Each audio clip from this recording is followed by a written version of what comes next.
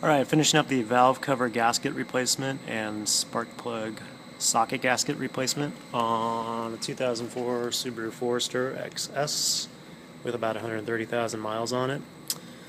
I was getting ready to put the new spark plugs in. Just want to shoot a quick video just talking about this because I'm not the first person who's done it, and this certainly won't be the last. Little background: what happened was a couple weeks ago I was driving, accelerating to maybe I was only about 20 miles an hour, and I heard a couple engine knocks, or pings as some people call them. The way I describe the sound is kind of like a marble hitting aluminum siding or a tin roof. I also saw the check engine light flash at me. The next day I had a solid check engine light. Another thing I was experiencing was kind of hesitation at about 40 miles an hour. Almost like the car couldn't decide which gear to go to. It really felt like a transmission issue, but since they started up about the same time, I figured they were probably related. Plugged in my scan tool and got a P0303, which is a cylinder number 3 misfire. And cylinder number 3, you can see they're labeled there on the ignition coil set, so it would be this guy down here.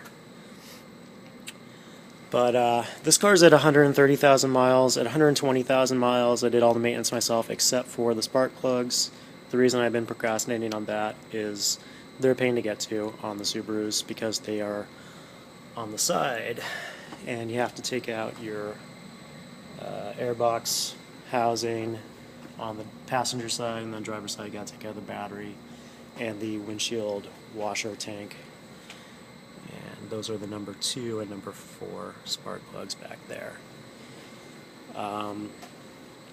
So anyway, when I did get the old spark plugs out, what I found is that they were covered in oil. The number 3 one was especially bad.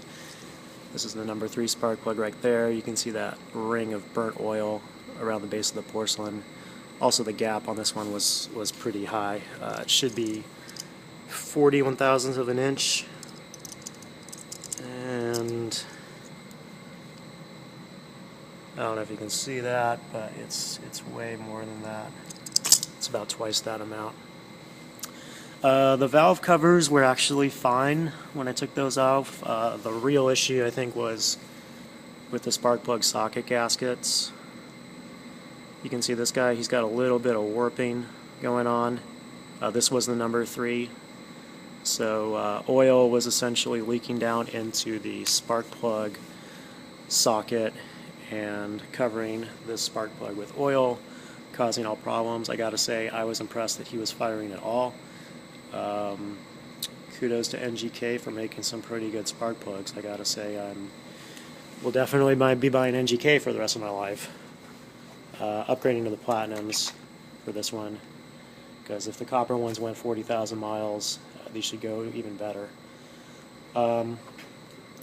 Little tip: when you are removing or putting them back in, make sure you tape the spark plug socket to the extension, otherwise you're going to lose it, because in addition to being on the side, those spark plugs are way down in there. So definitely a more difficult than normal job on these Subarus. Anyway, as far as replacing the valve cover gaskets and the spark plug socket gaskets, the set for the gaskets cost like 25 bucks on Amazon. I got these. I got new wires. They were about 40 bucks, and spark plugs, 4 of them, about $3.50 each. Not that really expensive of a job, so you're looking at about 100 bucks. A shop is going to want at least probably 400. A dealer will want maybe twice that. So you can save a lot of money by just doing this job yourself. You just kind of have to be prepared to set aside a few hours to do it. And cleaning out the old valve cover, it was just covered in oil. It's pretty gross. I had to scrub at it for a few hours using engine degreaser and baking it in the oven to get the oil off. So anyway, that's about it. Gonna throw these new spark plugs in, fire everything up. Should be good to go. One little tip is